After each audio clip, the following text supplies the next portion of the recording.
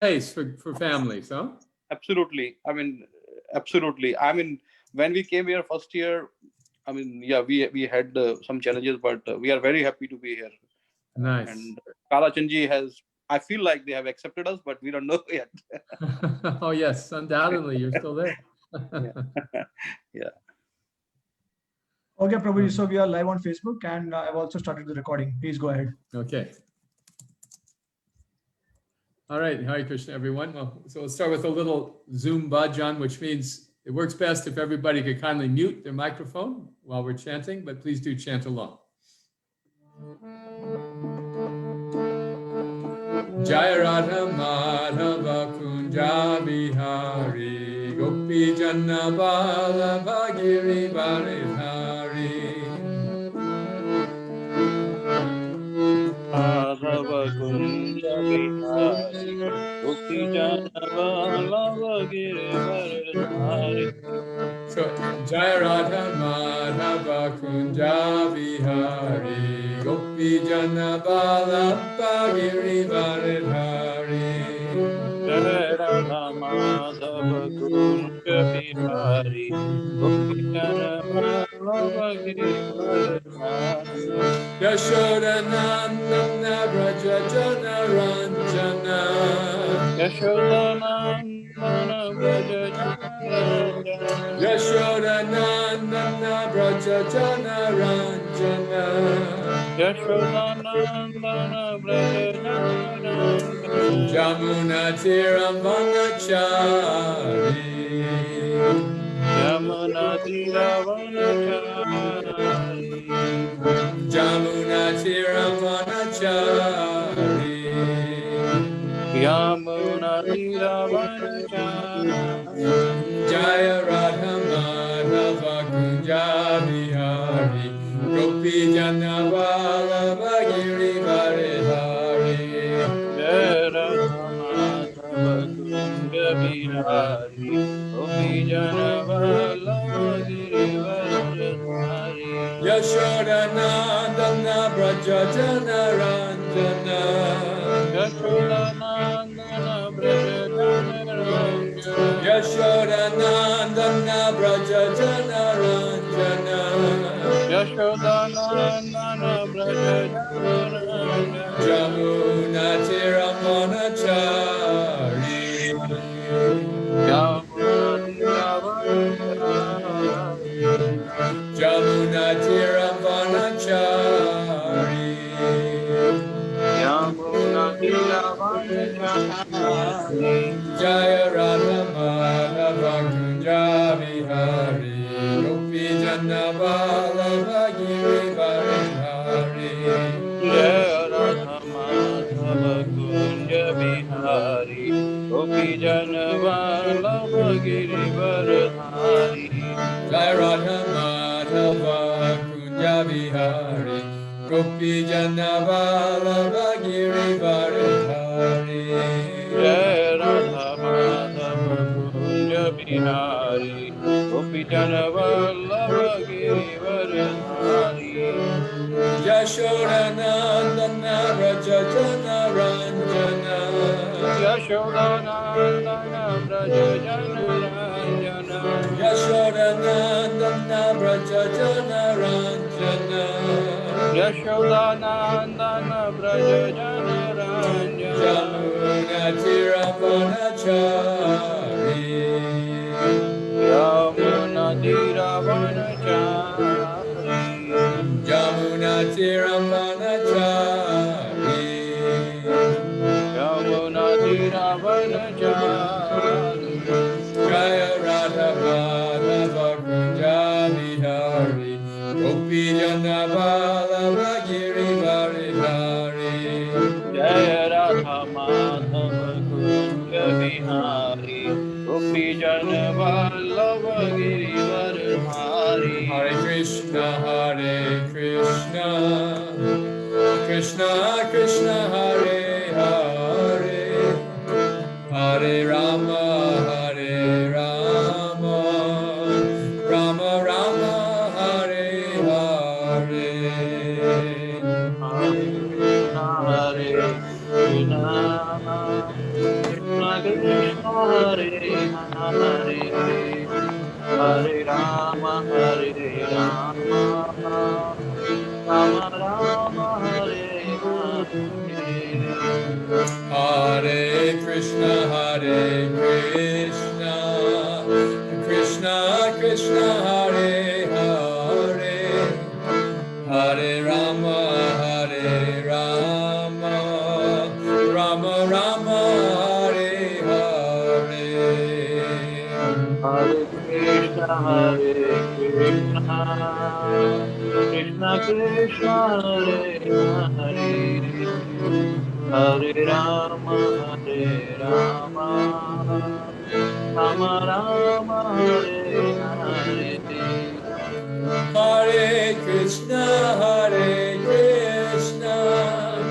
Krishna Krishna, Hare Hare, Hare Rama,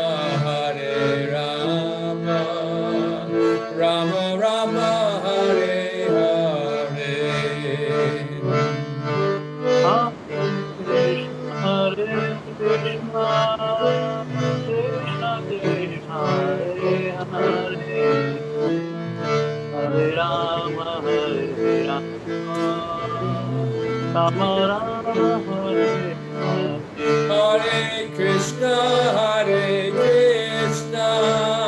Krishna Krishna, Hare Hare, Hare Rama,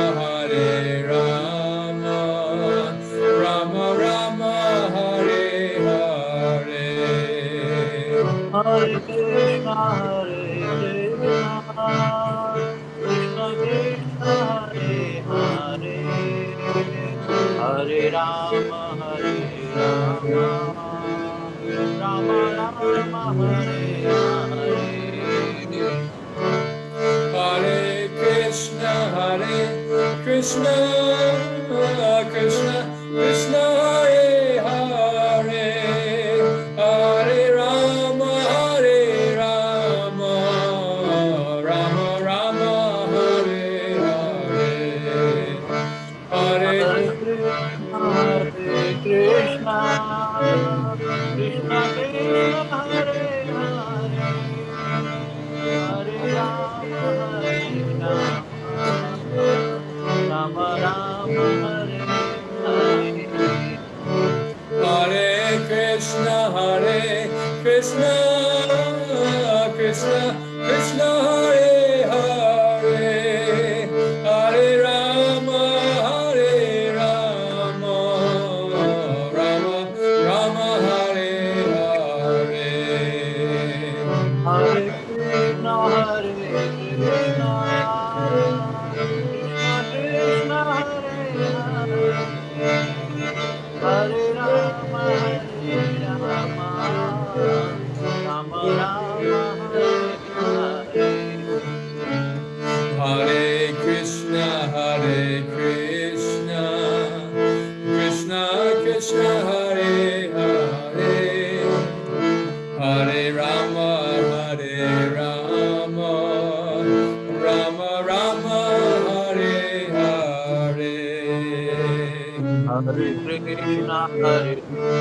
Krishna, Krishna Krishna, Hare Hare, Hare Rama, Rama Rama, Hare Hare. Gaur Premanandi. Hari Hari Bol.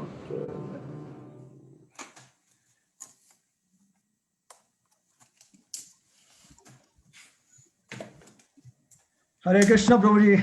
Excellent kirtan. We are transported to Krishna house, which is also spiritual world. So we are extremely honored and privileged to have His Grace Kalakantha Prabhu. I just wanted to introduce to devotees who are getting to know Kalakantha Prabhu for the first time, although many of you know Kalakantha Prabhu. So His Grace Kalakantha Prabhu is a senior disciple of Srila Prabhupada.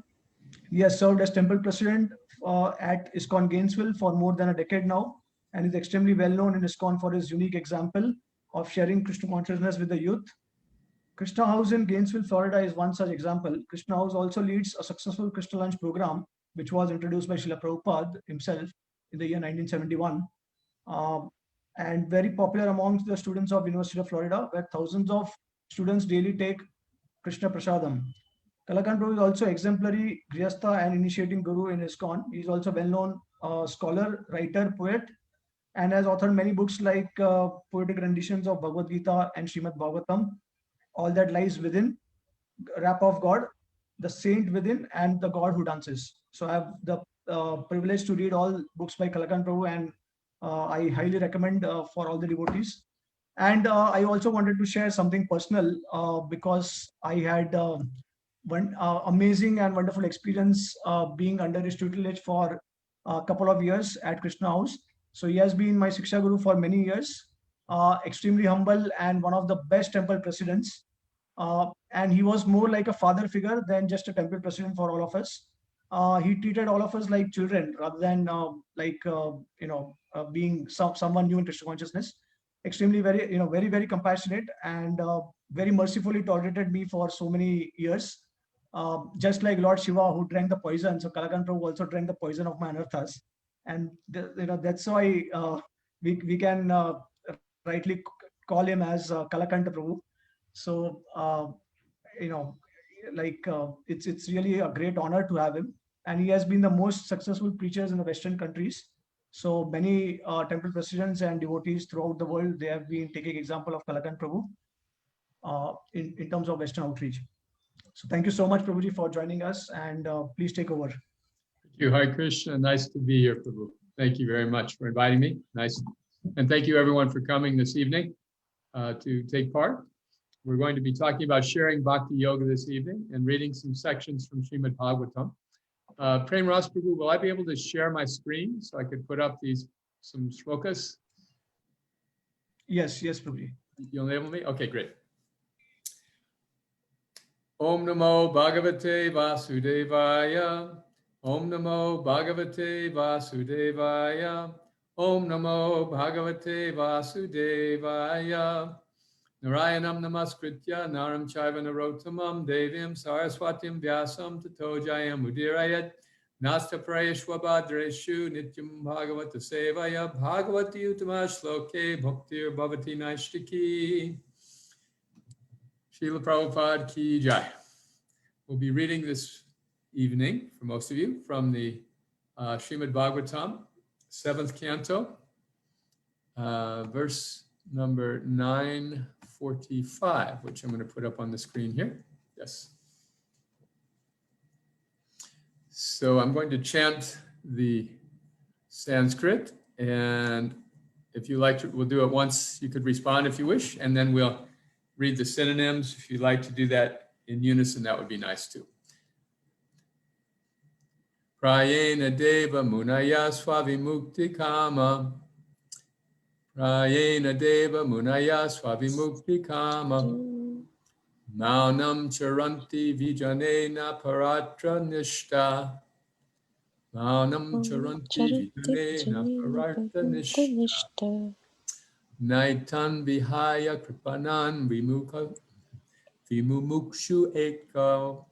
Naitan Vihaya Kripanan Vimumukshu Eko. Nanyam Tvad Asya Sharanam Brahmato Nupasye.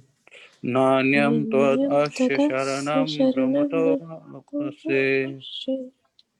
In the synonyms, Prayena, generally in almost all cases, Deva, oh my Lord, Munaya, the great saintly persons, Swa, personal, own, Vimukti Kama, ambitious for liberation from this material world, Maunam, silently, Charanti, they wander in places like the Himalayan forests where they have no touch with the activities of the materialists.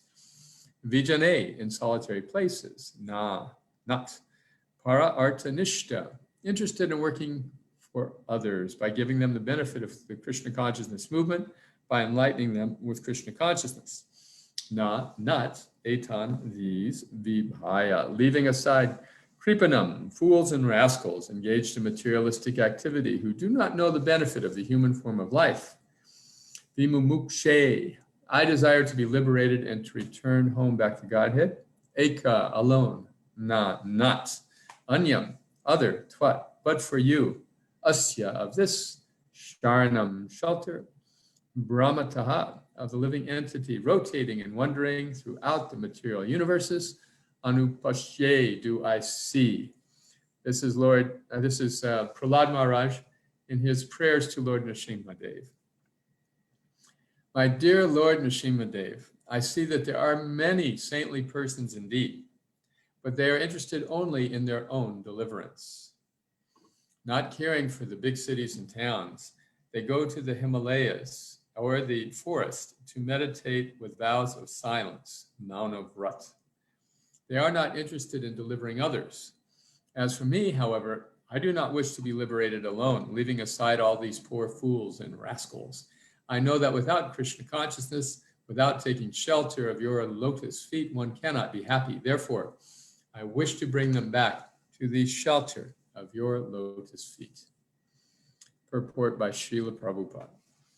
This is the decision of the Vaishnava, the pure devotee of the Lord. For himself, he has no problems, even if he has to stay in this material world, because his only business is to remain in Krishna consciousness. A Krishna conscious person can go even to hell and still be happy. Therefore, Prahlad Maharaj said, Naivo dvije para duratyaya vaitaranyaha. O best of the great personalities, I am not at all afraid of material existence. The pure devotee is never unhappy in any condition of life. This is confirmed in Srimad Bhagavatam 6:17-28. Narayana sarve na kutaschana bibhyati swarga pavarganara keshu api tulyarta darshana. Devotees solely engaged in the devotional service of the Supreme Personality of Godhead, Narayana, never fear any condition of life. For them, the heavenly planets, liberation, and the hellish planets are all the same, for such devotees are interested only in the service of the Lord. Prem Ras Prabhu, may I request you to continue reading, please?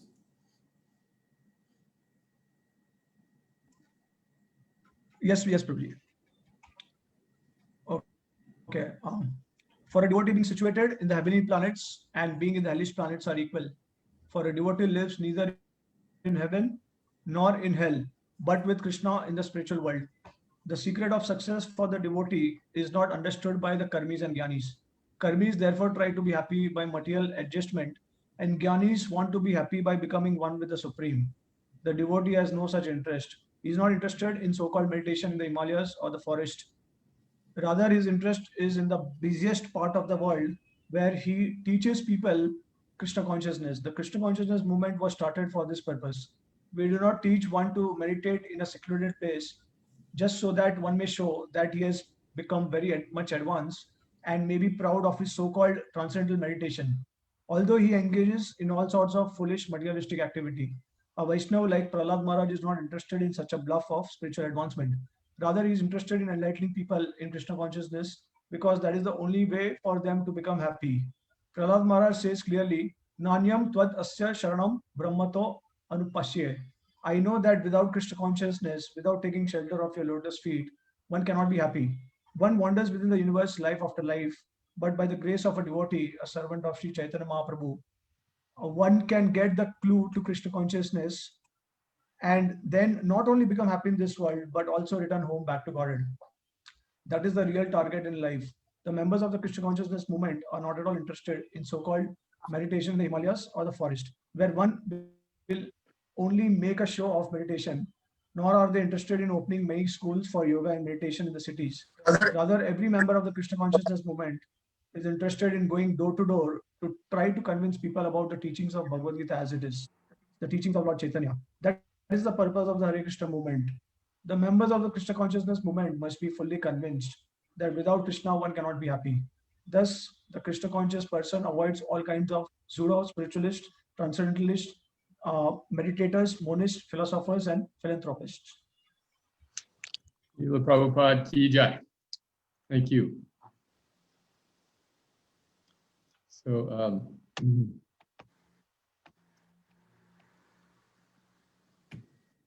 in this beautiful verse by Prahlad Maharaj, we are hearing how his expression of appreciation for Lord Nrsimhadev centers around not his own well-being, but the benefit of others. this is very instructive for every devotee. So we have this amazing story. Srila Prabhupada was visiting London and was asked by a reporter, "Do you have a concept of hell in your religion?" To which Srila Prabhupada replied, "Yes, London is hell." So this was such a shocking statement coming from an Indian national, a former colonial subject of the crown, that it made the newspapers. Swami calls London hell. So in the religious tradition in which I was brought up, and which is very common in the Abrahamic religions, the Judeo-Christian and Islamic religions, there is a sense that if you are good, you will go to heaven, and if you are bad, you will go to hell. So there's this threat of hell hanging over the practitioner, and the Krishna conscious point of view is so much more efficient. Our point of view is that, yes, London is hell, or Gainesville is hell, or Mumbai is hell.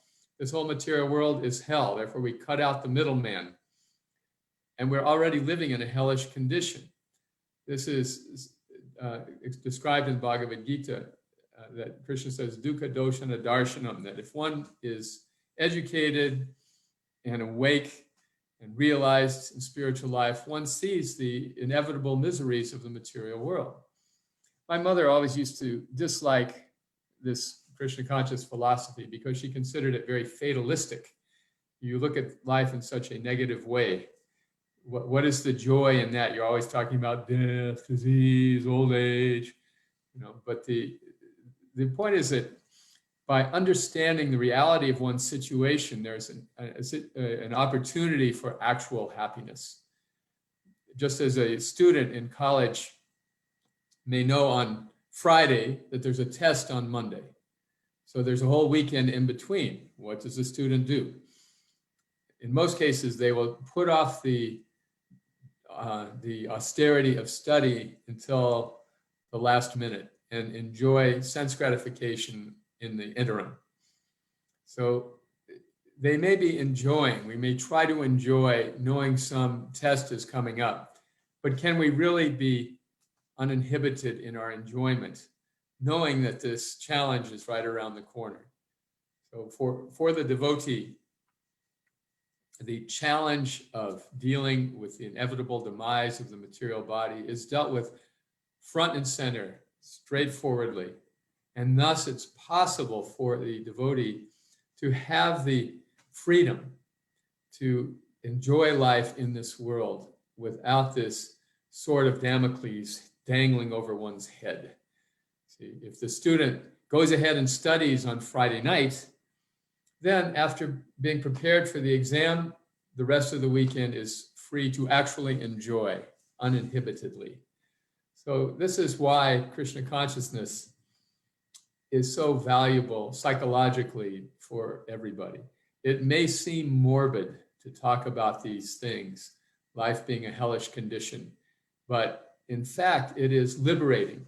It allows one to experience a degree of happiness unavailable to those who are procrastinating the reality of their existence, procrastinating or obfuscating, just trying to cover up.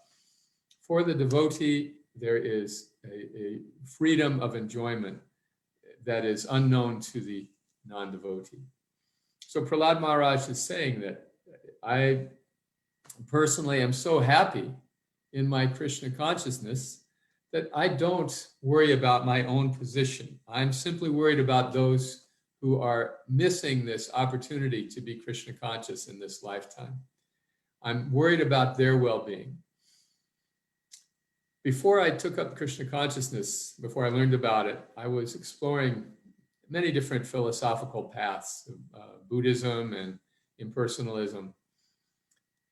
And all of them were leaving me dissatisfied. The reason was, I realized later, is because they were all centered around the experience I was having of my spiritual awakening. It was all about me.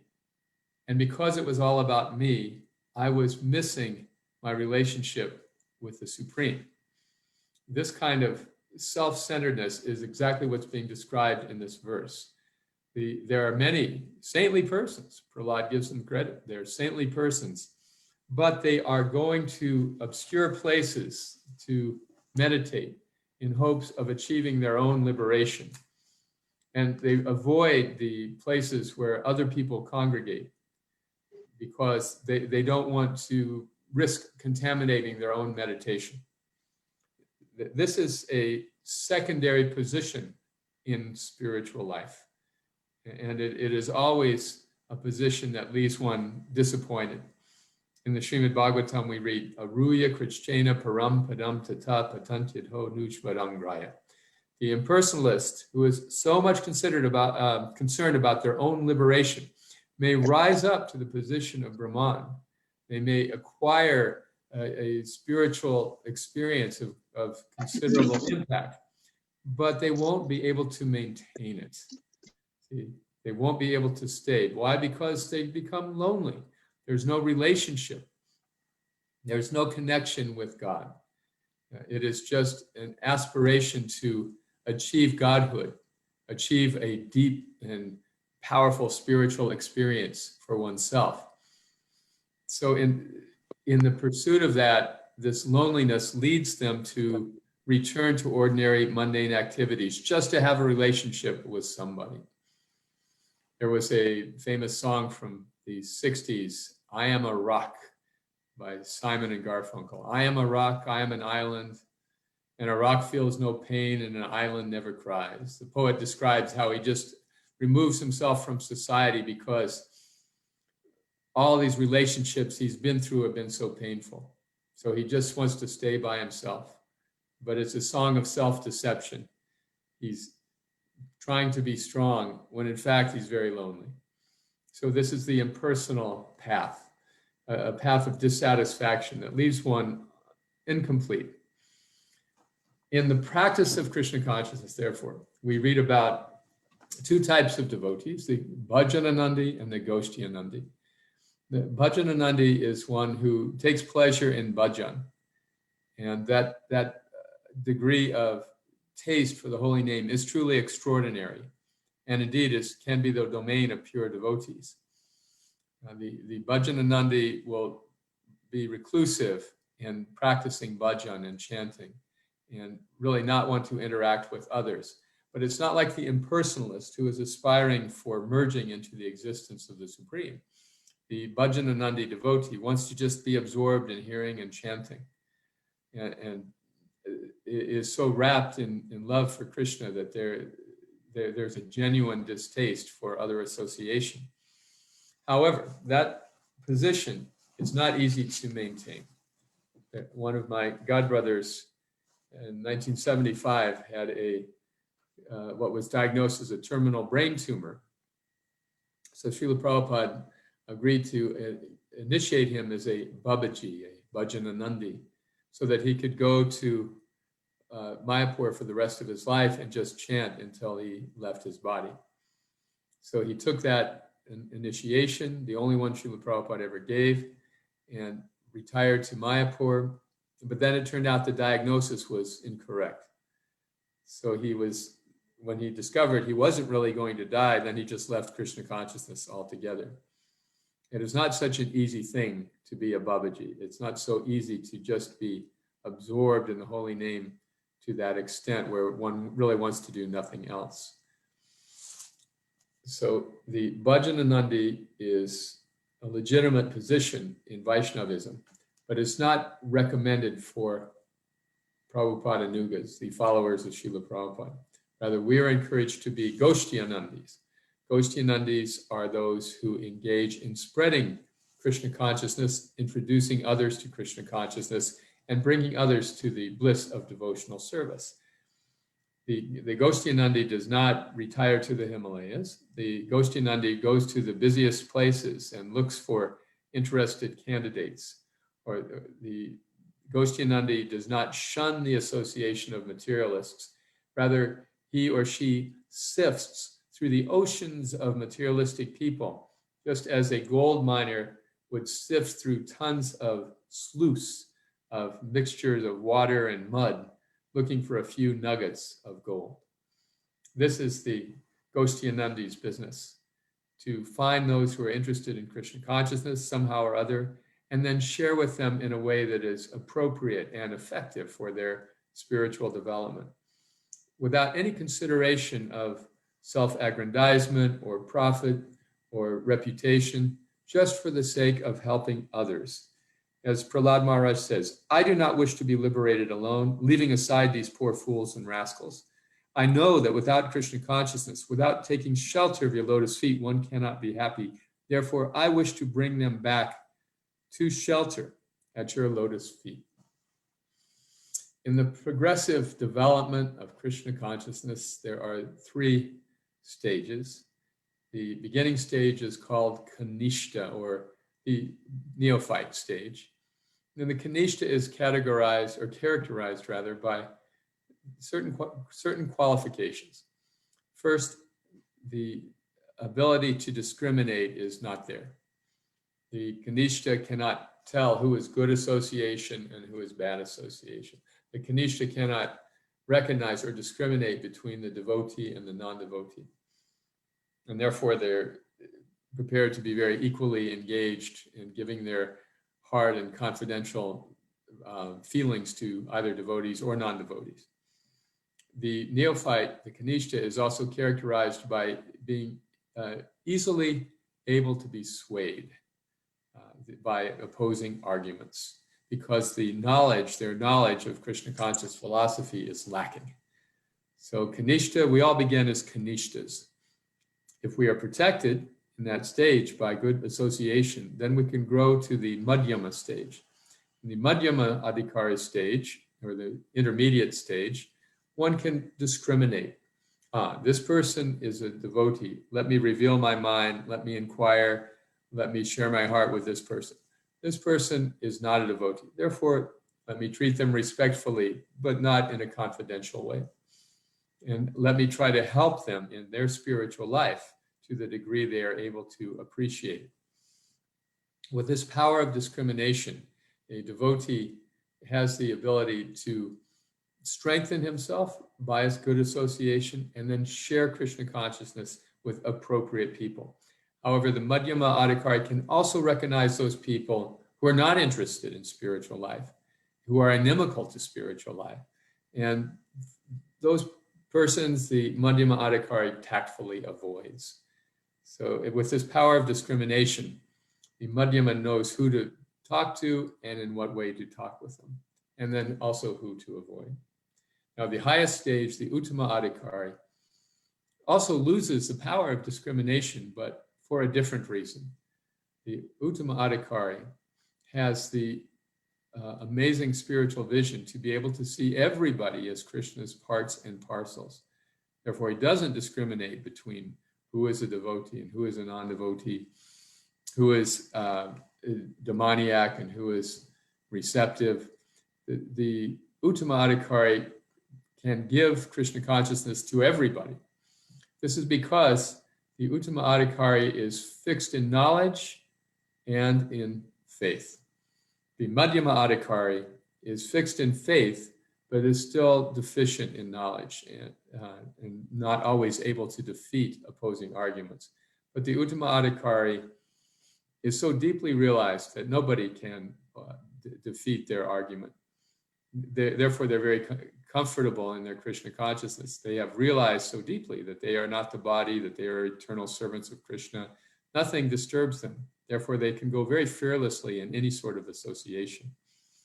This is, of course, we see in Srila Prabhupada's life, that he came to a place where there were no devotees. It's always so inspiring to me to think about this. When Srila Prabhupada was getting off the Jaladuta, there were no Vaishnavas in the whole country. There was nobody for him to talk to about Krishna consciousness. And yet he fearlessly entered that environment without being shaken or deviated in the slightest. What did Srila Prabhupada do? he had no association of devotees, so he created his own association. This is how we mark the Uttama Adhikari devotee. They are able to make their own association of devotees. Wherever they go, they bring people to Krishna consciousness.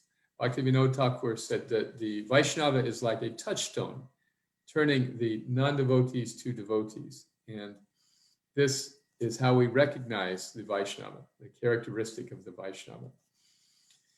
Now, we are all practicing Krishna consciousness to one extent or another. Most of us don't have a career as ministers, who are generally those who would be seen to be religious leaders and to be responsible for trying to help others in their spiritual life. At the same time, every follower of Lord Chaitanya is enjoined to share Krishna consciousness with others, regardless of their vocation, regardless of their particular situation. In the 8 prayers written by Lord Chaitanya, the Shikshastakam, the very first prayer describes this relationship between sharing Krishna consciousness and understanding Krishna consciousness.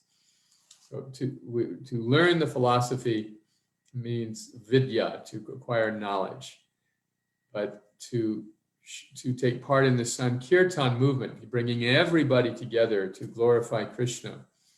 This is called the Vidya Vadhu Jivanam. The Sankirtan movement is described as the life and the wife of transcendental knowledge. Vidya Vadhu Jivanam. Vadhu means wife, Jivanam means life. So this very poetic phrase, what does this mean? The Vidya is like the husband, and the Sankirtan, or sharing Krishna consciousness, is like the wife.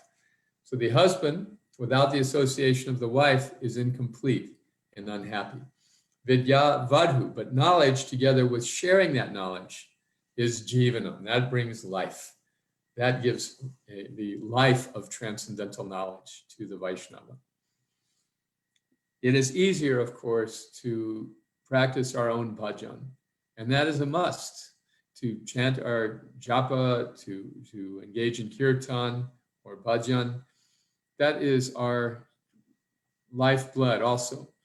But sharing that knowledge gives our practice so much more flavor and taste. In the Bhagavad Gita, Krishna describes that of all the devotees, nobody is more dear to me than one who teaches this message of Bhagavad Gita. No one is more dear, nor will anyone ever be more dear. Achat tasmin manusyeshu kaschame priya kritama. The teacher of Bhagavad Gita becomes very, very dear to the Lord. Now, if we're working, if our practice of Krishna consciousness generally takes place in a family setting or a solitary setting, what does it mean to preach? How do we spread Krishna consciousness? How do we share it with others? We certainly don't want to be fanatics and seen as people who are unable to do anything but talk about their religion. Because this is something, especially in this day and age, that people find off-putting. So to share Krishna consciousness, first we must be Krishna conscious. Then we must practice it ourselves. We must practice ourselves, right? We have to have a good knowledge of the philosophy. And then we have to share it intelligently.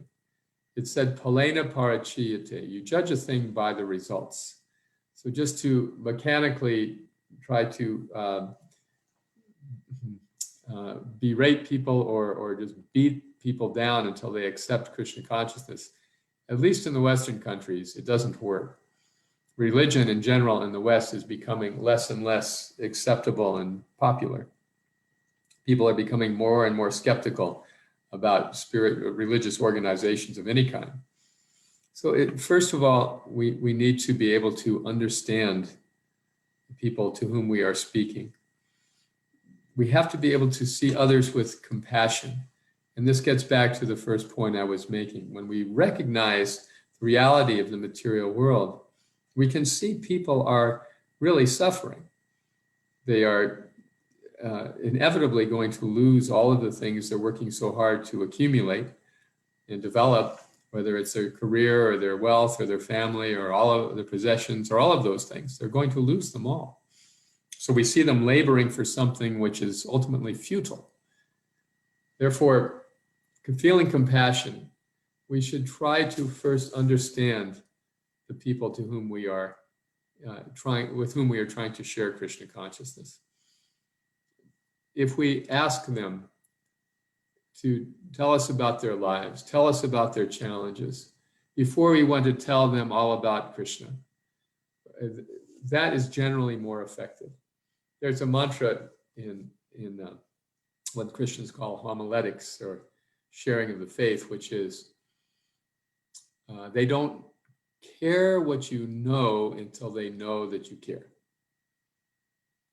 So those co-workers, neighbors, relatives, friends, people that we see regularly in the course of our lives who are not devotees, first of all, we need to be able to relate to them and show them that we are genuinely interested in their well-being and understanding them as human beings. In the Chaitanya Charitamrita, Krishnadas Kaviraj explains that the principles of religion are established not by debate and logic, but by the behavior of the devotees. By the behavior of the devotees. When he came to Gainesville in 1971, Srila Prabhupada spent one day in Gainesville. And when he came, he was interviewed by the local campus TV station. In this interview, the reporter asked, "How do we recognize your true follower?" A very interesting question.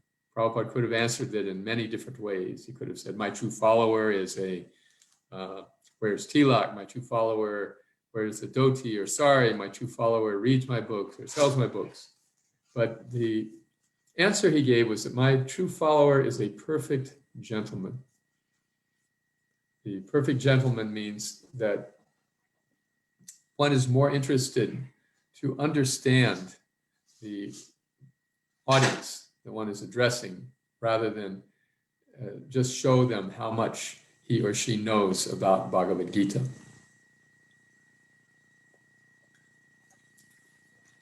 And so the method that Srila Prabhupada encouraged us for sharing Krishna consciousness was, of course, distributing books. The books will speak very loudly for themselves.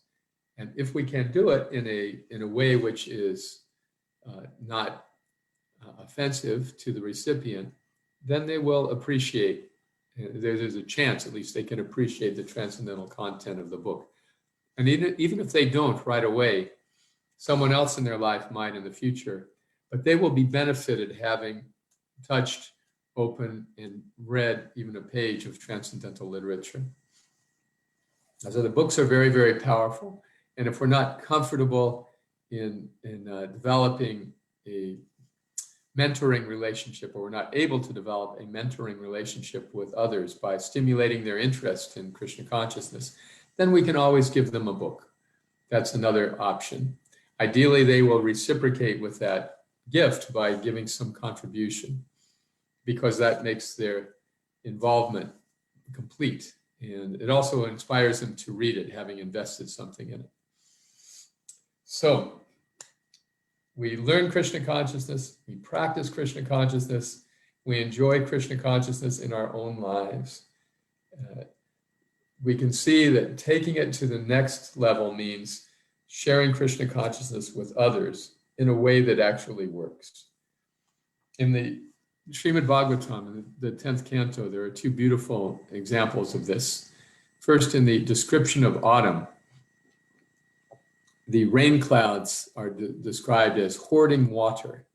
Rain clouds absorb moisture from the earth through condensation, and then they reserve the water and hold it in the sky, and then they release it at the appropriate time and in appropriate places. And in the same way, a saintly person absorbs Krishna consciousness, collects Krishna consciousness, and internalizes Krishna consciousness. And then at the right time and in the right way, shares that Krishna consciousness with others. The other beautiful example is given in the section about Devaki's pregnancy in the jail. As we know, Kamsa had killed her first 7 children, so she was very concerned about this next pregnancy being successful, because, the prophecy was that it would be this child who would relieve them of Kamsa's cruelty. So when she became pregnant for the 8th time, Devaki became very blissful, and her face became illuminated. And yet, because she was in the jail of Kamsa, she was described as being like a fire within a pot. Fire may burn in the pot, that is, right side up, but nobody can see the flame. Very little of the light will escape. So it is, the Bhagavatam says, Sukadeva Goswami says, that if a person acquires transcendental knowledge and doesn't share it, they're like a fire within a pot. They are burning, but useless for all intents and purposes. I have was a member of the Chaplains Council at the University of Florida, where I teach Krishna consciousness. And it's a collective of all of the leaders of various religious communities near campus. The Mormons, the Baptists, the Jews, the Methodists, the Episcopalians, Jehovah's Witnesses, many others. At one time, there was a certain evangelical Christian group who had targeted campus for their activities. And all of the chaplains were very concerned. They were discussing, this is a cult. They said, it's a cult coming to campus. What are we going to do? So I raised my hand and said, well, I have 30 years experience as a cult leader. I'll be glad to advise. So that led to some discussion. What is the actual meaning of a cult? Of course, Krishna consciousness is often described as a cult in the West, particularly. But that term is a sociological term and actually describes the beginning of Christianity, Islam, and Judaism, the development of a religious community around one charismatic leader. So the chaplains were quite willing to discuss and differentiate, and we came up with this term, destructive cult. So what makes a destructive cult? That was our discussion. So among other things, the destructive cult demands a tremendous financial contribution from its members. One of our devotees here at Krishna House is from a Jewish family, and he's been practicing Krishna consciousness for 3 or 4 years. And I asked him, what does your family think of this? And he said, my family, my aunt asked me, so how much remuneration do these people ask from you? And he said, they've never asked me for any money whatsoever. And she said, what's the use of belonging to a religion if they're not taking your money? So the destructive cult, according to our group, would place pretty heavy financial demands, even on college students, which was in some cases quite difficult for them to handle. The other thing, though, that they required of their members was that they would have to recruit other new members in order to achieve their salvation. This was another quality of a destructive cult. They would actually tell their new members that if you want to enter heaven, you have to recruit another member. So they would engage in very deceptive types of recruiting practices. For example, they would target freshmen, newcomers on campus, and who are often away from home for the first time and often feeling a little lonely or disenfranchised. So they'd say, hi, my name is such and such. We have a study group tonight. Would you like to come? And the newcomer thinking, oh, great, they're going to study physics or whatever. Yes, I'd love to do that thing. So they'd come and they'd find 3 other people there, all with Bibles. And so the study group was all Bibles. And whether the person wanted it or not, or expected it or not, they spend an hour with a scrutinizing study of the Bible. So the other feature of a destructive cult was this deceptive recruiting and an inordinate amount of pressure on newcomers to recruit others. It is not our philosophy that if you cannot bring another person to Krishna consciousness, you can't go back to Godhead. We don't read that anywhere in the scriptures. Prahlad Maharaj is not saying that. He says he's concerned about them, but he's not thinking, oh, for my own liberation, I got to recruit one more person. That isn't the point at all. Nor is that a mentality that will enable us to actually touch people's hearts with Krishna consciousness. If people see that we are coming from a place of compassion, that we have something that we really value and has enriched our lives, and we're simply interested to share it with them, that is the beginning of the potency of the successful preacher of Krishna consciousness, when there is no ulterior motive whatsoever. There's certainly no pressure from the disciplic succession, simply encouragement. And why is there encouragement? Because the act of sharing Krishna consciousness, bringing another person to devotional service, is one of the most ecstatic experiences a human being can have. It is just so sweet to see a person come into spiritual life, have the light bulb go on in their head, where they realize, wow, Krishna is for real, and chanting really works, and it makes me feel better. Seeing somebody undergo that transformation is so very rewarding, just in and of itself. That is all the Vaishnava desires. The service of bringing others to Krishna consciousness is very, very dear to Krishna. But in this loving relationship with Krishna, the devotee brings the newcomer to the Lord as a service. And Krishna, being very pleased with the service, makes that devotee feel ecstatic. And the devotee, feeling so much ecstasy, simply wants to share that ecstasy with other people. So this cycle just goes on and on. Krishna is pleased when the devotee brings a new person, and then the devotee feels ecstatic and wants to bring others. This is called Nitya Yukta Upasate, the ever-increasing exchange of love between the Lord and the Lord's devotee.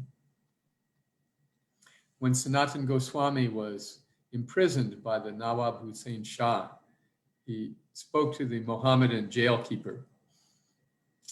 He wanted to be released. So he said, please, you let me go. And the Mohammedan jailkeeper said, if I do that, I'll be punished by the Nawab. He said, okay, just bear this in mind, that if you liberate one other person, then your own liberation is guaranteed. So that argument, plus a half a boatload of gold coins, convinced the Mohammedan jailkeeper to release Sanatan. So I always appreciate that statement. If we liberate one other person, our own liberation is guaranteed. In the course of our lives, surely we'll find at least one other person. If we are prepared to share Krishna consciousness intelligently, appropriately, Krishna will send us at least one other person with whom we can share the joy we have found in Krishna consciousness. Such a benevolent movement. It's really all about just helping people be happy. In the course of our Krishna consciousness, therefore, we will practice our own bhajan, we will learn the philosophy, and then in the right way, in the right time, in the right circumstance, if we have the sincere desire to do so, we will also be able to share the philosophy with at least one other person, or 5, or 10. In 1975, Srila Prabhupada was giving a Bhagavatam class in Mayapur. And it was on this seventh canto. Oh, no, I'm sorry. It was on the Chaitanya Charitamrita. Yes, the Chaitanya Charitamrita had just been published at that time. So each morning, during the morning class, Srila Prabhupada was reading one of the successive verses from the Adi Leela, chapter 1. So this was the second annual Mayapur festival. It was a fairly small event. There were about 200 of us there, mostly from the West, mostly wearing mismatched socks, most of us in India for the first time. And we're gathered together there, and it was April. It was already getting very warm in the early morning. So Srila Prabhupada had spoken for 12 days on the 13th verse, which was about Advaita Acharya. So Srila Prabhupada began describing what is an Acharya. He said an Acharya knows the philosophy, practices the philosophy of Krishna consciousness, and teaches the philosophy of Krishna consciousness. These three things characterize an Acharya: learning, practicing, and teaching. So Srila Prabhupada looked at us and he said, we have how many acharyas in our movement? 10,000? So again, most of us were quite a ragtag assembly, young people, inexperienced people. And he was looking at us as 200 out of his 10,000 worldwide acharyas. So then he said, so 10,000 will become 100,000. And 100,000 will become 1 million. And 1 million will become 10 million. And there will be no shortage of acharyas. So everyone said, Jai Prabhupada. Then he said, so you are young, you're intelligent, you organized to make this happen. I am an old man. I have no opportunity. And with that statement, Srila Prabhupada went into one of his rare moments of public ecstasy. He simply grew quiet and withdrew his awareness from the external situation. The vision of 10 million Krishna conscious acharyas all over the world put him in such ecstasy that he became overwhelmed. And for a couple of minutes, we all just sat there stunned, watching him in his deep spiritual ecstasy. And Hansaduta began a kirtan, and Prabhupada chanted for a minute, and then the class was done. So this idea of 10 million acharyas put Srila Prabhupada in ecstasy. And each and every one of us, clearly from his vision, was meant to be an acharya. We have a rather elite group of quote unquote initiating spiritual masters in ISKCON. That's another issue. But from Srila Prabhupada's point of view, he saw every devotee as an acharya, anyone who knew the philosophy, practiced the philosophy, and was willing to teach the philosophy. Prabhupada saw each and every one of those devotees as an acharya. So this life is full of other responsibilities, of family, financial, business responsibilities, so many things. In the course of that, nonetheless, if we find it in ourselves to just be ready and to pray to Krishna, please send me somebody who is interested to learn the philosophy, with whom I can connect to share the philosophy. Please send me someone. Krishna will definitely fulfill that prayer. If we are capable and we have the desire, then we can act in this capacity as acharya. And we will find at least one other person with whom to share this great joy in our lives. And as Sanatan said, then our own liberation is guaranteed. No pressure, but a great opportunity. And certainly the practice that gives life to the knowledge we have gained from Srila Prabhupada. Thank you very much. We will stop there. Now we have a few minutes if you have any questions or comments.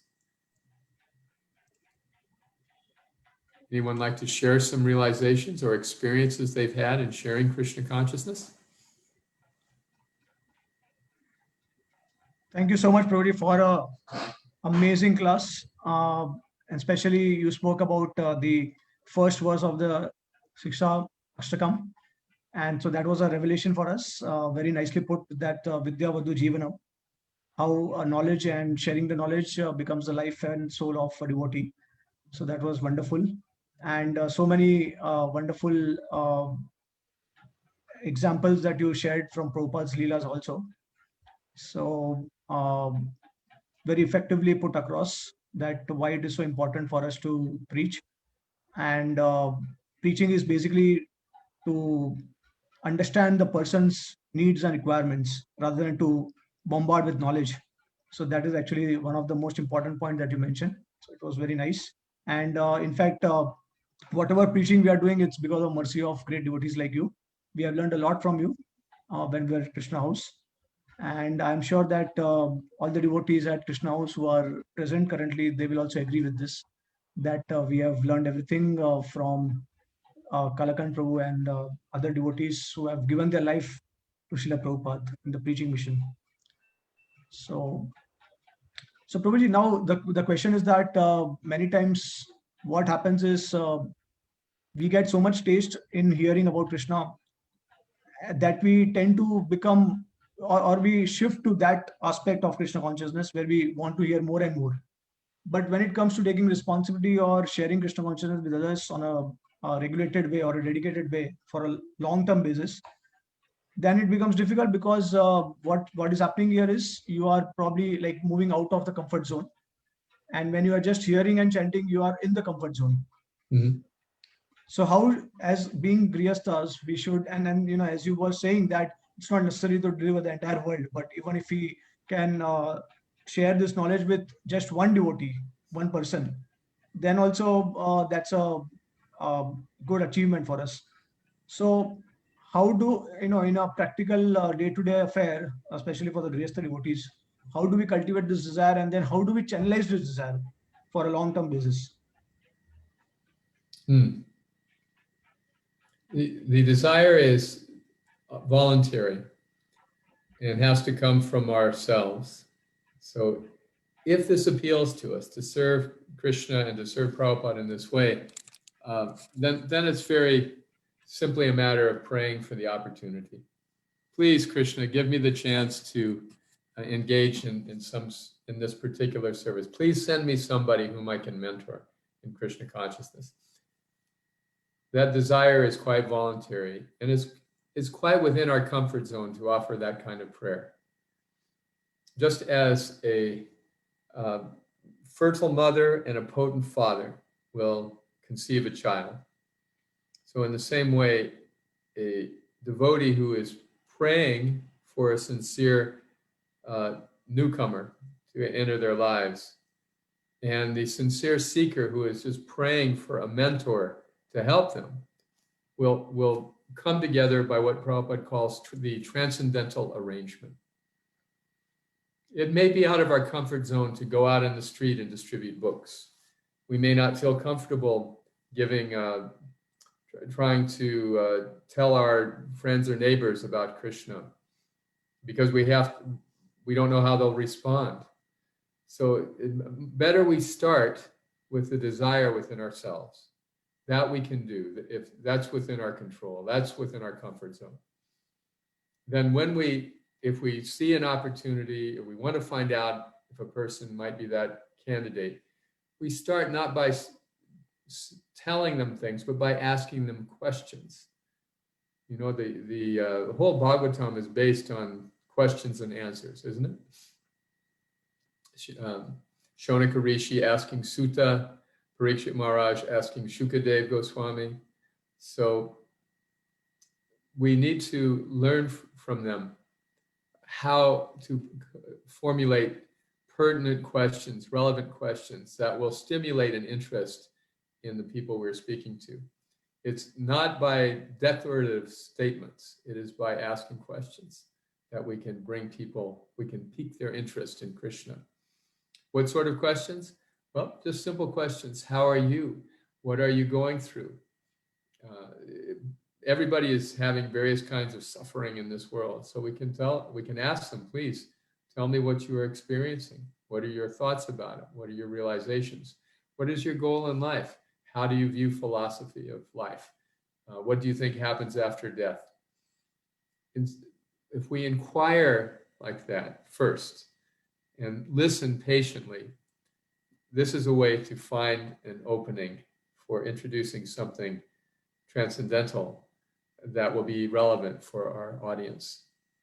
When Lord Chaitanya was approaching Sarvabhauma Bhattacharya to bring him to Krishna consciousness, what did he do? He asked him, please explain Vedanta to me. And then he listened very patiently for many days. He listened and listened. And finally, Sarvabhauma said, are you understanding what I'm saying? And Lord Chaitanya said, I understand Vedanta perfectly, but your explanations are bewildering my mind. So Sarvabhauma said, well, then you explain it. And then that was exactly the opportunity, the opening that Lord Chaitanya was awaiting. And when Sarvabhauma asked him, then it was Tadvedi Pranipatena, Pariprashnena Sevaya, asking relevant questions. So we can stay in our comfort zone just by trying to understand the other person, not by trying to give them all 12 cantos in the first meeting. Okay, here is a question from Alicia. How do we speak about Krishna without being pushy or trying to impose that I know more than you? Yes, so this is what I was just describing. The answer is by inquiring, by asking relevant questions about, we know people are suffering because it's the material world, right? So just to ask a question, how are you doing, is a great way to begin the conversation. There are different kinds of questions too. They're interrogatory questions that start with why. Why are you doing this? Why are you doing that? This is not an appropriate question to start a good conversation. That's something that the policeman might ask a criminal suspect. Rather, the open-ended questions are the kind that we want to ask. Open-ended questions always start with what or how, or they may be in a declarative format, such as, tell me about it. So if we ask people, what do you think about this situation? What is your philosophy on life? How are you doing? How do you feel about your current situation? How do you feel you could best improve your life? These questions get the other person to talk. So Krishna gave us 2 ears and 1 mouth. If we want to have a meaningful exchange with others, let's use the more numerous organs and start by listening to others, learning to ask good questions. We're holding Krishna back. When they are ready, we'll give Krishna. If they're not ready, we're not going to give them Krishna. Why is that? Because that's the 9th offense to the holy name, to try to teach somebody who's not interested. So all we're doing by asking questions is exploring and probing a little bit. Is this person ready to hear about Krishna? See, this way we can speak about Krishna without being pushy or trying to impose our superior knowledge on others. It is amazing that if we listen to others with compassion and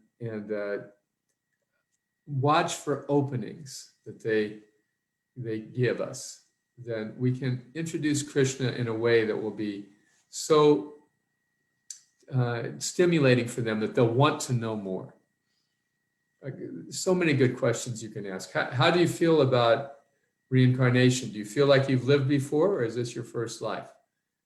We can just ask them to share their views. And after sharing their views, they may ask, well, how about you?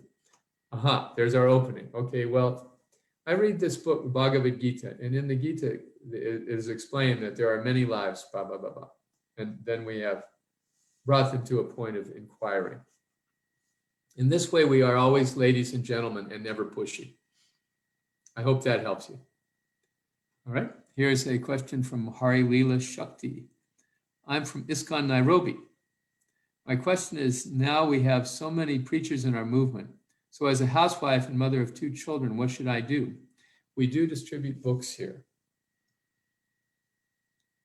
First of all, you're raising 2 children, and this is an automatic opportunity to be a mentor for them. The children generally adopt the values that their parents exhibit and not necessarily teach. So the first answer to your question is to be as consistent in your spiritual practices as your demanding situation as a mother of two allows. If your children see you rising early each day, chanting japa each day, offering all of the food in the house every day, if they see these things, that will have more impact on them than you're just telling them they should do so.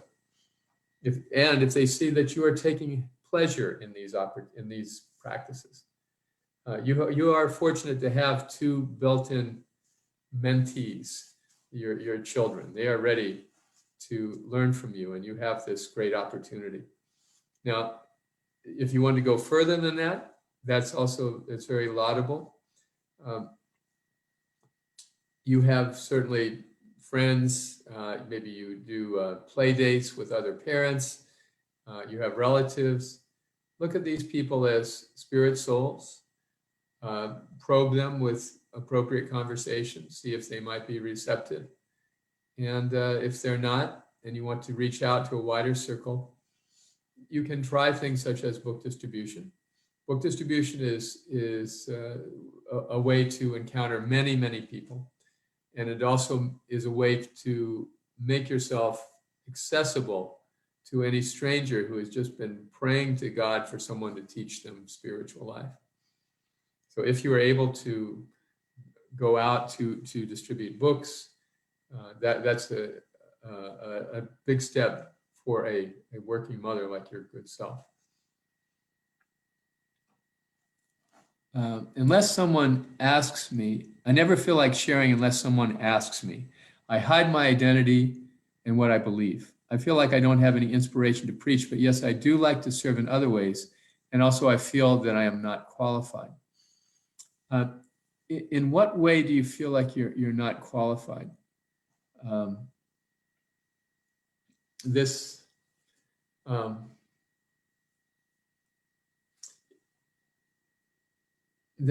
knowledge is so much bigger than us. And you have so much more knowledge than you may give yourself credit for. Powerful knowledge, valuable knowledge, because you're receiving it from Srila Prabhupada and the disciplic succession. So it's not a question of your personal qualification or lack of qualification. It's really a question of your desire. And I can't answer your specific question, how Krishna might make others accessible to you, other than to say that if we have the desire, Krishna will certainly share an opportunity with us. Krishna will give us that opportunity if we have the desire. So our business is praying to Krishna, please send me somebody to mentor. And I promise to take care of them. I promise not to lord it over them. I promise not to bombard them. I promise not to act like a fanatic with them, just to be their friend and to help them go as far in spiritual life as they desire and as I may be able to take them. So if we are absorbed in our lack of qualification, then it's difficult to find the compassion in our hearts to give to others. So the answer to your question really is to think less about yourself, and not less of yourself, but less about yourself. This is the definition of humility. Not thinking less of ourselves, but less about ourselves, which means thinking about others more. Who among us is qualified, to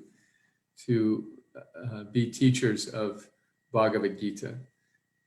What is our background? What is our credential? It's very slim, if any. But the power of the disciplic succession is like the electricity coming from the generator. And if we are simply conduits through which that power can be transmitted, it is not us who liberate or who deliver others. It is the power of the disciplic succession. If we can just be good conductors or good conduits through which that energy can flow, that's a very humble position. A piece of copper wire can do the job. It doesn't have to be a highly qualified piece of machinery. So if we can be good conduits, that's all. The mercy of Lord Chaitanya is already present in us, or otherwise we wouldn't be in this class. So how to share it with others, all we have to do is ask Krishna for that opportunity, or tell Krishna we're ready to do it if he sends somebody. I hope that helps you. Thank you. Okay. How do we know the other person is ready to receive? This is from Swati. How do we know that the other person is ready to receive? Yes. So we will know because they will be so thirsty for spiritual knowledge, and they'll be inquiring from us. This is the point. When people are actively interested in Krishna consciousness, they will not leave us alone. Well, tell me about this. Tell me about this. How to get people from not being interested at all to the point where they're very actively inquiring. Well, again, this takes the tact and the willingness of the devotee to behave in a way which is gentlemanly, which is considerate of the other person, which is non-fanatical, which shows a genuine interest in the other person's welfare. Holding Krishna back, not putting Krishna right front and center. Now, I'm speaking from my perspective as someone who teaches Krishna consciousness in the West, but I believe these principles are universal. See, in India, everybody knows about Krishna, so it's much more socially acceptable to be very upfront. I'm a devotee of Krishna. Krishna says this. People have some context. They know at least they know what you're talking about. But even in that environment, instead of just being upfront about what I believe, if we are inquisitive and caring, what do you think about these things? What do you think about the bigger questions in life? What is your point of view? Help me understand.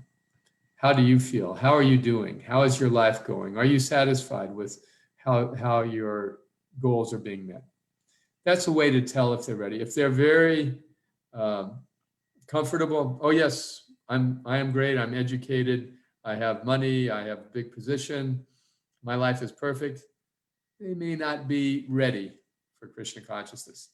Now, I believe it's Baladev Vidyabhushan, he said that you approach such a person with a straw in your teeth.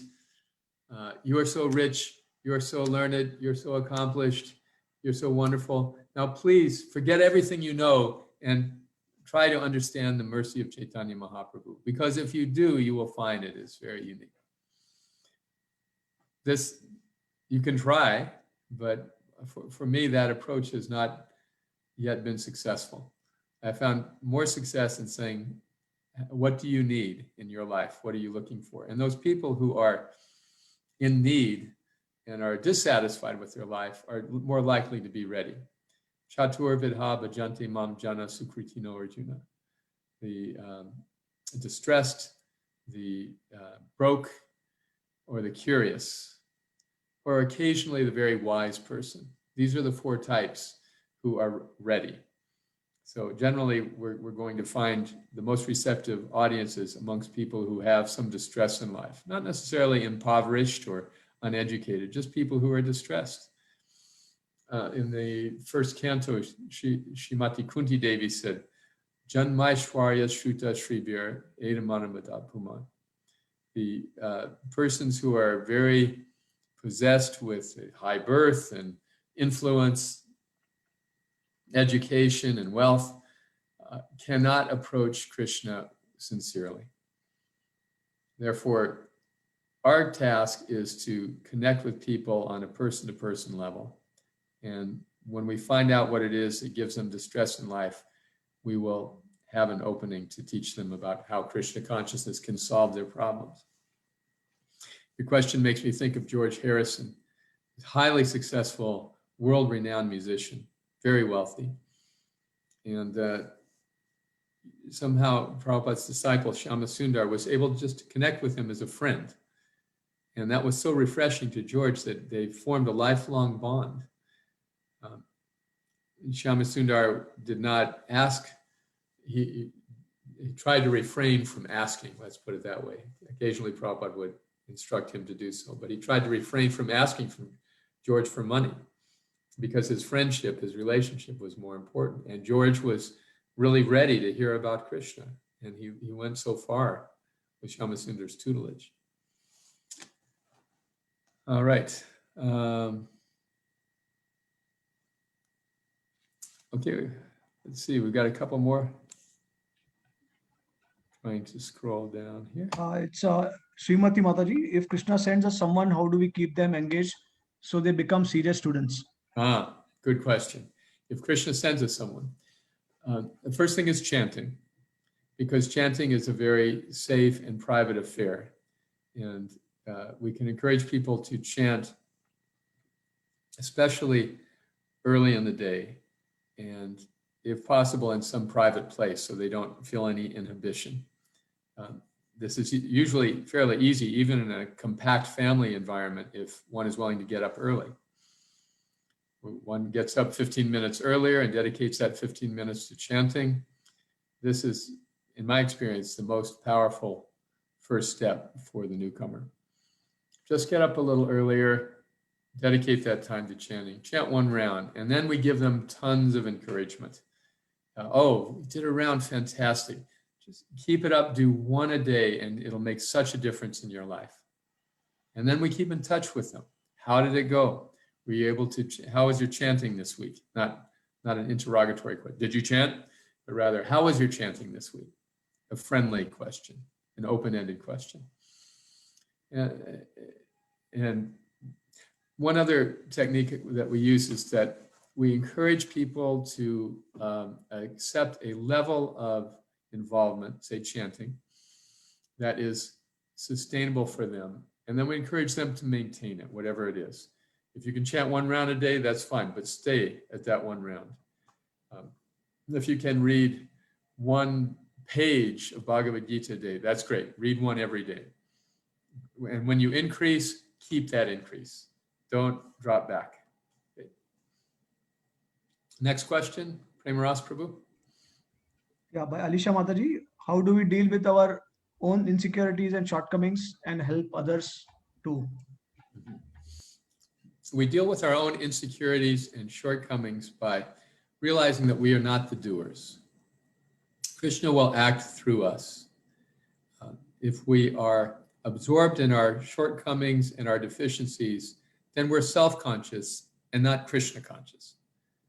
So we understand that Krishna is the doer. I am the instrument. Therefore, let me think more about Krishna's desires and how to please Krishna than my own desires and my own shortcomings and faults. We don't improve ourselves by meditating on our shortcomings and insecurities. We don't. We're like a dog chasing its tail. We're just wrapped up in ourselves. Rather, to think, I am insufficient, I am inadequate, no more needs to be said on that subject. Nonetheless, Krishna is so amazing that even with a person like me, he can work through me. And Krishna consciousness is so amazing that even if a very unqualified person like me takes it up, Krishna consciousness can spread through me. That's how amazing it is. It's like the coronavirus. The people don't intend to share it, but if they're infectious, they share it. So as you know, this is called the coronavirus, the mercy virus that spreads through us automatically if we are appreciative of it. If we're too absorbed in our shortcomings, then we're not appreciative enough about the gift that we've been given. So the answer is very simple. Just understand that this is another, as Prabhupada said so poetically, a banana of the mind. The mind is producing this idea, oh, I'm so inadequate. I've got to do something about my inadequacies before I'll be worthy of Krishna consciousness. This is just another trick of the mind. Yes, we're unworthy. Yes, we're unqualified. Yes, yes, yes. So that's understood. Set all that aside. Now, Krishna is so amazing in spite of my disqualifications. You understand? When chanting, try to think like that. Less about ourselves, more about Krishna. And then Krishna can work through us. All right, next question. Amazing. So Alicia Mataji is commenting, thank you for being so patient and kind. Heartfelt thanks. And we have a last question by my wife, Anandandavan Devidasi. Haribol. Hare Krishna Prabhuji, thank you so much for amazing class. Dandavat Pranam. Familiarity breeds contempt, and we develop judgmental attitude towards devotees. So how can we avoid that? Yes.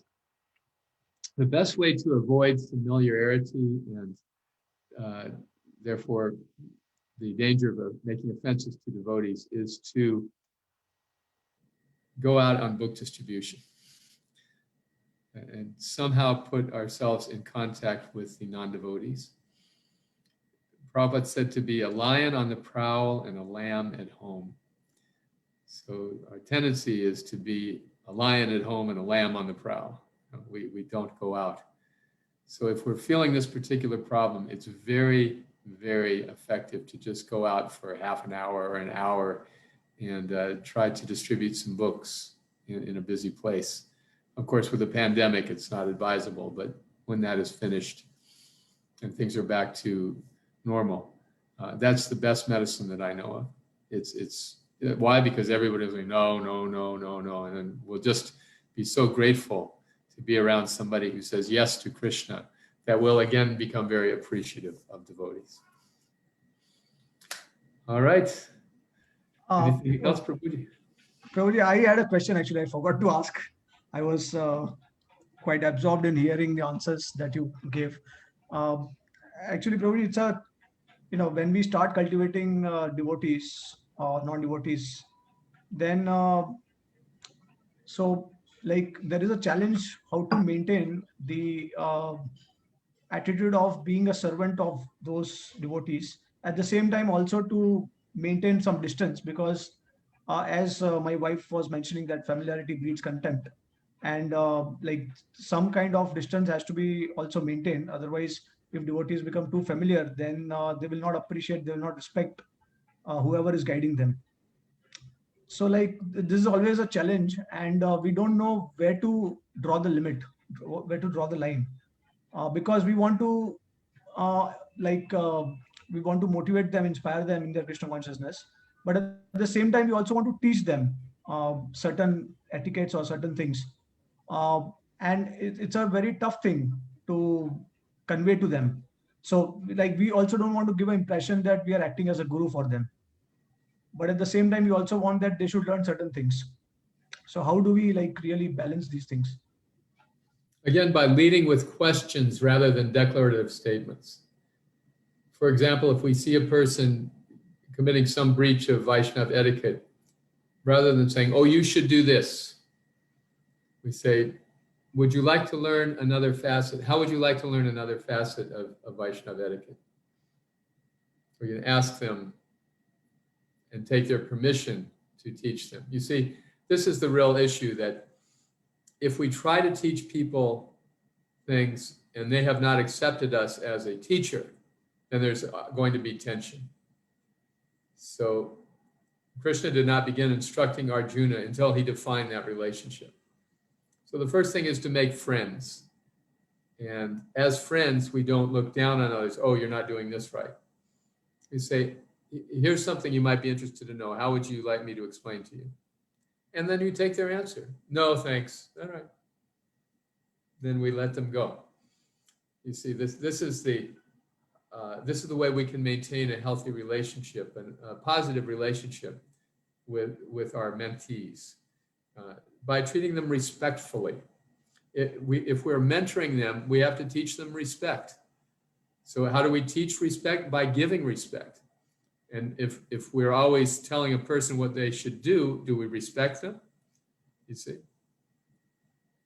Brahmatirtha Prabhu talks about this when he first met devotees in Mayapur. This was 1972. That book, Perfect Questions, Perfect Answers, was there.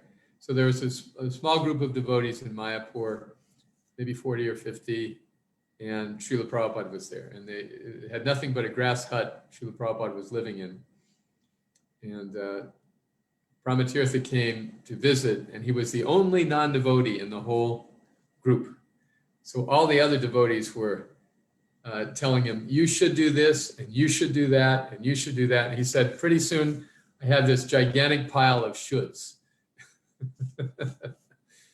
So Srila Prabhupada saw this, how everybody was telling him what to do. So Prabhupada brought him in, said, please bring that boy to me. And then Prabhupada spent time with him and dealt with him in such a nice way, such a respectful way, that Brahmatirtha's heart was touched.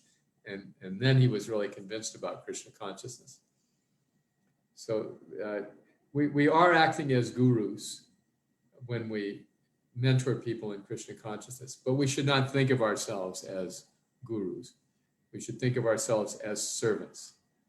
You know, as Srila Prabhupada once responded when he was asked, he was describing the Varnashram system. So first class man is Brahmin, second class man is Kshatriya, third class, fourth class. And so a student challenged him after the lecture, so what class are you? He immediately shot back, I am fifth class. I am servant of all the other classes. So the actual guru feels himself the servant of the mentees, not their master. If there's a relationship where people are asking you, please tell me what to do, then we can reciprocate. But that's advanced. You know, we have to expect that at first, we just need to be friends. And friends don't tell friends what they should do. Friends ask friends if they would like to be mentored, if they would like to learn something. And then they accept their answer one way or the other. Is that all right? Thank you so much, Prabhuji. Wonderful answer. So basically what you're saying is that some form of distancing should be maintained also at the same time. We cannot it's like something that we cannot do on a regular basis, but whenever they are ready to receive it, that time we can give them. The most practical advice I can give you is to approach everything with an open-ended question. How would you feel about this? That's all. See, a question is so powerful because it shows respect. When you ask someone an open-ended question, how do you feel? What do you think? What would you like to do? We're showing them that we respect and value their perspective, you see? But if we tell them, here's what you should do, then immediately we're conveying disrespect. And that turns people off. That makes them put up a wall because their self-respect is being challenged. So, Trinadapi Sunichena Torori Vasihishna Amanena Manadena Kirtaniya Sadahari. Showing respect to others, not wanting any respect for ourselves. This is how we can keep people moving forward, our mentees moving forward in Krishna consciousness, treating them with respect. After all, Manusyanam Sahasreshu Kastid Yatati Siddhaye. It's very rare for a person to be interested in Krishna consciousness. Therefore, if somebody is Bahunam Janmanam Ante, they have come to this point after many, many births. They are now inquiring about Krishna. And somehow Krishna has entrusted us with this divine and sacred responsibility of helping them. Therefore, we should respect them as great souls and give them appreciation for their spiritual interests, not try to lord it over them because we know more than they do.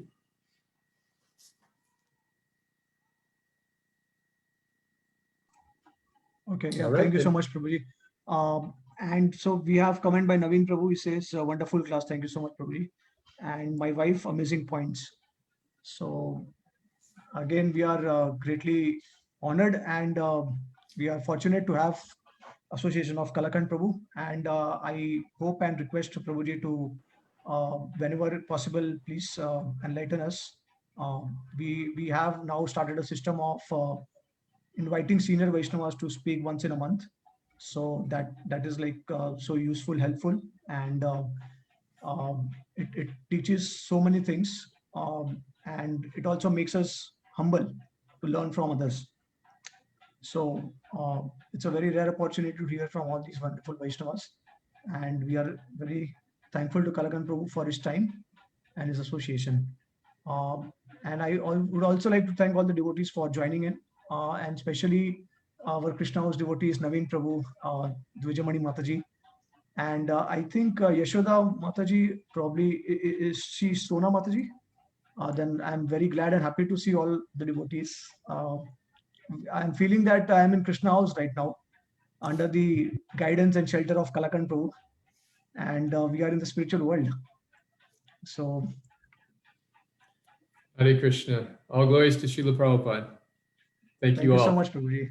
And Thank you, Prabhuji. Hari Bolo. Thank you, Prabhu. Prabhuji. Hare Krishna. Hare Bolo. Krishna.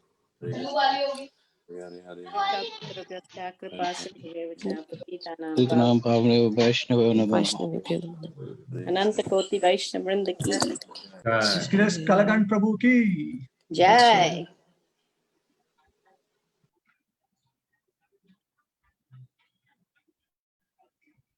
Okay.